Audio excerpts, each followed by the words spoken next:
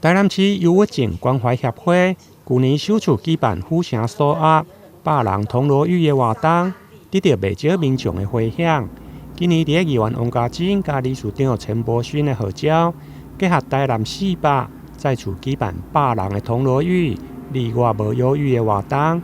月6号上午伫议会1楼简报室召开活动宣传记者会，欢迎有兴趣的民众做伙来参与。去年铜锣浴，让大家的一个有所感，就声波的疗愈，对于我们的情绪，这个有一些帮赞。所以呢，在朱医师的全力支持之下，全力的协助之下，我们再次的把马来西亚的 Jeff 老师请来台南，为我们做台南400人铜锣浴，你我不忧郁的这一个公益好活动。今年的一个活动里面呢，第一个部分那就是唱诵。那唱诵其实就是像马来西亚那一个山系里面的一个很特殊的文化，其实听了之后真的非常有疗愈的一个心灵的感受。然后第二个部分呢，那就是有旋转舞。那旋转舞是跟上次的一个活动新加入的一个方式。那其实这个方式就是跟台下的一些参与的市民朋友，就是我有一些互动。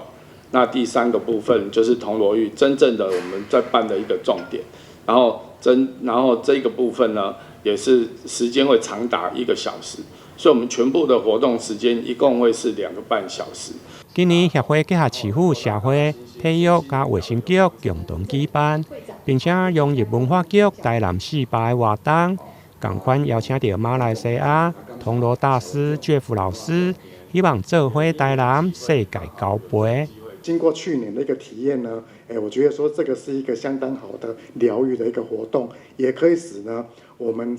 忧郁症的一些初期啦，或是不管有没有的话，对身心灵呢会有提升哦。那也请邀请我们各位包括我们市民们呢，一起来参加今年台南400年铜锣浴的活动。那你我呢也不忧郁，引进那个马来西亚来自于那个喜马拉雅山系的这样子一个铜锣的一个疗愈的一个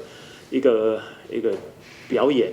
我想这个跟我们在一直今年的一个台南400的一个主轴，就是那做伙台南世界交杯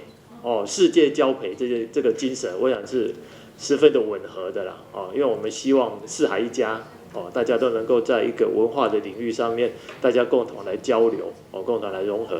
活动将伫10月6号下午伫永华国民运动中心来举行，希望为府城乡亲带来疗愈身心灵的铜锣浴。台南新闻林跟采访报道。